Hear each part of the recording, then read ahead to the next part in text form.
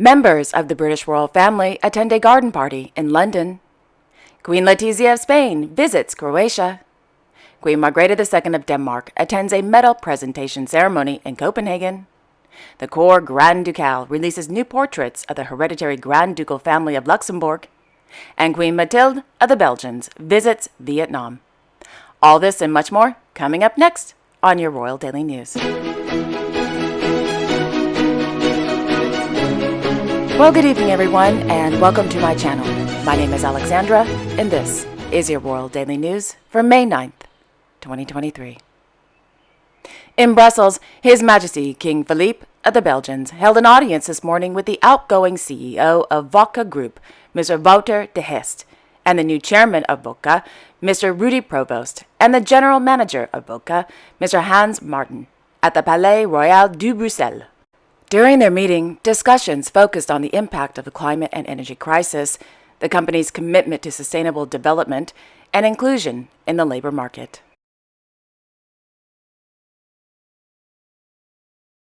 Thereafter, His Majesty the King held an audience with representatives in the Confrérie du Maître d'Allons at the Palais de Bruxelles.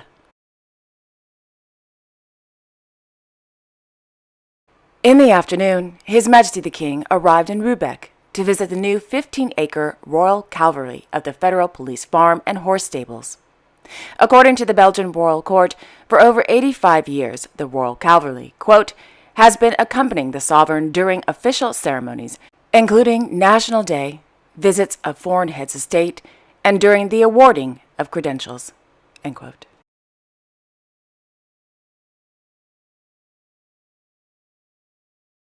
Meanwhile, Her Majesty Queen Mathilde of the Belgians, as honorary president of UNICEF Belgium, began her 3-day humanitarian visit to Vietnam. According to the Belgian Royal Court, Her Majesty's visit will focus on, quote, UNICEF's work to close educational gaps and increase opportunities for the most vulnerable children and adolescents in the hardest-to-reach rural areas, end quote. This morning, Her Majesty the Queen met with the President of the Socialist Republic of Vietnam, Vo Van Tung, at the Presidential Palace. According to a press release, during their meeting, the President invited their Majesties to, quote, visit Vietnam again, before informing the Queen of the most notable progress made by Vietnam in recent years with regard to the protection and care of children, end quote. After the meeting with the President, Her Majesty the Queen met with the Minister of Education and Training, Nguyen Kim Son. Over the next few days, Her Majesty the Queen will visit various UNICEF-supported programs and learn from children as well as UNICEF partners about, quote, key achievements for children and the challenges they face in the country, end quote.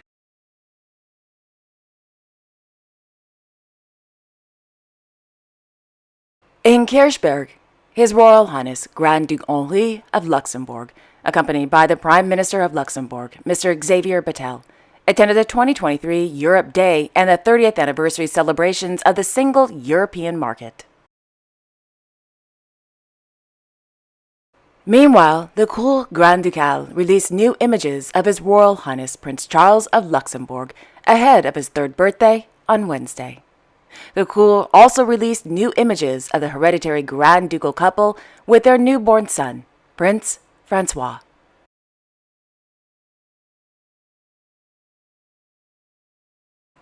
In Stockholm, Her Majesty Queen Sylvia of Sweden attended the final day of the Nordic Conference on Dementia, organized by the Swedish Dementia Association.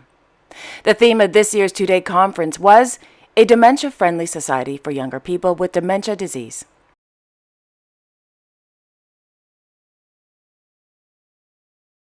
In the afternoon, Their Majesties King Carl Gustaf and Queen Sylvia of Sweden hosted a reception for the American Swedish Institute, a nonprofit cultural education center and museum from Minneapolis, Minnesota.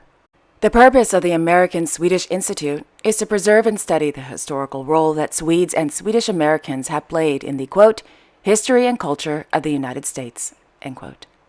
During the reception, the American Swedish Institute congratulated His Majesty the King on his Golden Jubilee year. The ASI also presented a gift to their Majesties in appreciation for the work they have done over the years to strengthen relations between Sweden and the United States.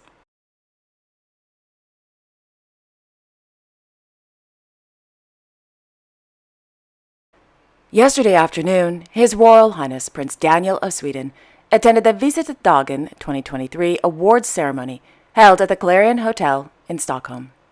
The Visita is a trade and employer association for the Swedish hospitality industry. During yesterday's event, the prince presented the Woman of the Year in the tourism industry to Urban Deli chef Ms. Jessie Sommerström.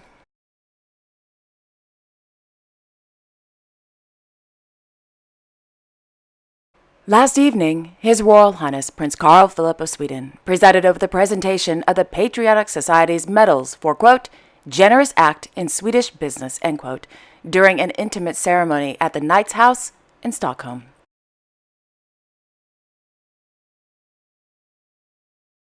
In Copenhagen, Her Majesty Queen Margrethe II of Denmark carried out her second public engagement since having extensive back surgery on February 22nd. This afternoon, Her Majesty the Queen attended the annual Craftsmen Association medal presentation held at the Copenhagen City Hall. During the ceremony, medals were awarded to 79 craftsmen from 20 different trades. In addition to the medals, grants worth over 1.1 million Danish krone were awarded, including 2 travel grants worth 100,000 Danish krone from the AP Møller Foundation. Upon receiving their medals, the newly trained craftsmen were personally congratulated by Her Majesty the Queen. The tradition of awarding the Craftsmen Association medal dates back to 1867, and since 1927 the Danish royal family have participated in the annual medal presentation.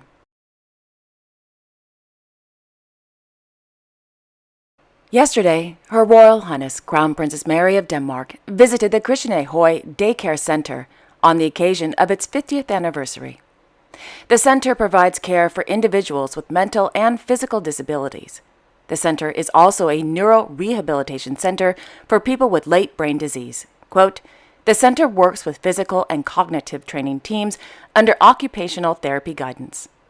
Examples of our teams: debate groups, strength balance hold, brain gymnastics, mindfulness yoga, singing, and music team. The purpose is to help individuals maintain and develop their skills in areas in which they have an interest. End quote. During her visit, the Crown Princess learned more about the daily activities the center provides for its members.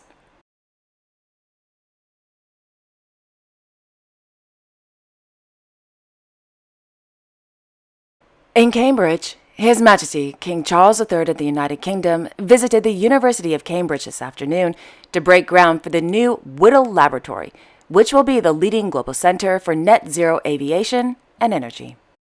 According to a press release from the University of Cambridge, quote, the £58 million facility's mission is to have the time to develop key technologies to support a sustainable aviation industry. Recent trials at the Whittle Laboratory have shown that this can be done by joining academia and industry, end quote. During today's visit, His Majesty the King also met with university staff and researchers, leaders from the aviation industry, and senior government representatives for a special roundtable. Part of a Cambridge MIT initiative, the roundtable featured insights from the Aviation Impact Accelerator, a project led by the Whittle Laboratory and the Cambridge Institute for Sustainability Leadership.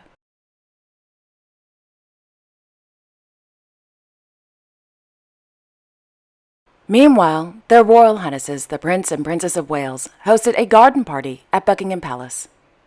Also attending this afternoon's garden party included Her Royal Highness, the Princess Royal, Their Royal Highnesses the Duke and Duchess of Edinburgh, and Their Royal Highnesses the Duke and Duchess of Gloucester.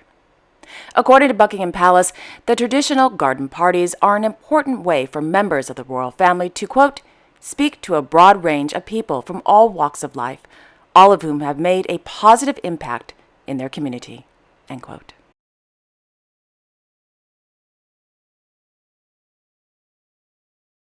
In Cáceres, His Majesty King Felipe VI of Spain, as honorary president of the Fundación Yuste, presided over the presentation of the 26th Premio Europeo Carlos V, held at the Monasterio de San Jerónimo de Yuste.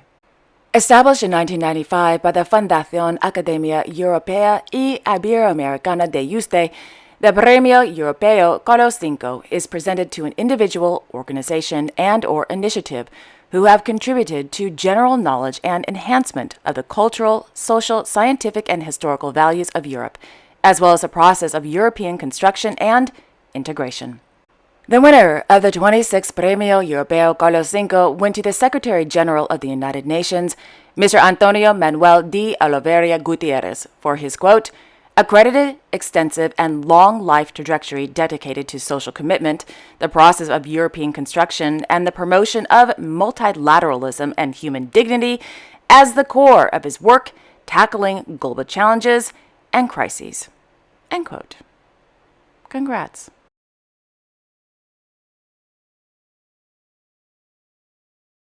In Zagreb, Croatia, Her Majesty Queen Letizia of Spain, as a special ambassador for FAO Nutrition, attended the first edition of the Network of Spouses of European Leaders on the Prevention of Childhood Obesity in the WHO European Region Conference. The conference is organized by the World Health Organization European Regional Office in collaboration with the government of the Republic of Croatia, and by the First Lady, Professor Sanja Milanovic, the wife of the President of the Republic of Croatia, a leading expert on childhood obesity. According to a WHO press release, current patterns of childhood obesity across the WHO European region, if left unchecked, will have, quote, devastating consequences for millions of children well into their adulthood, adding a huge strain to already overburdened health systems, along with serious consequences for national economies. 1 in 3 primary school-age children in the region are overweight or living with obesity, and this is only set to rise further, end quote. In the evening, Her Majesty the Queen attended a welcome dinner hosted by the President of the Republic of Croatia and the First Lady at the Presidential Palace.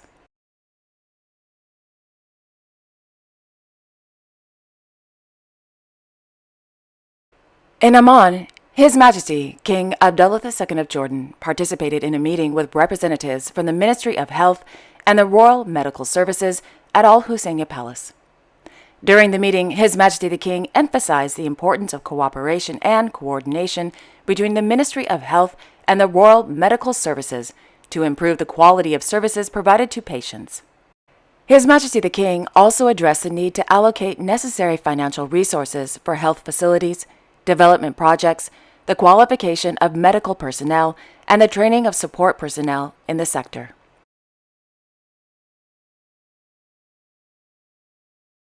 And finally, in yesterday's episode regarding the upcoming wedding between His Royal Highness Crown Prince Al Hussein bin Abdullah II of Jordan and Ms. Rajwa Khalid bin Mustad bin Saif bin Abdul Aziz Al Saif, I noted through my sources in the Kingdom of Jordan that the Prime Minister of Jordan had requested that national and local governments, ministries, and institutions hold off on planning any festive events between the dates of May 26th and June 1st.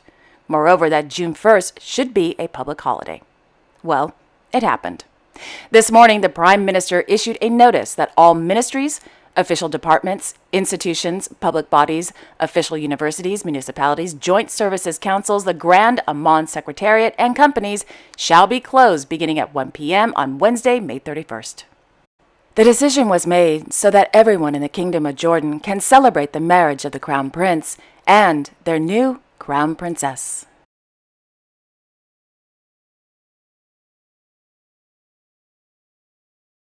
And there you have it.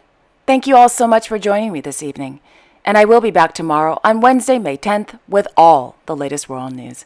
And don't forget to like, share, and subscribe and hit that notification bell so you won't miss a thing.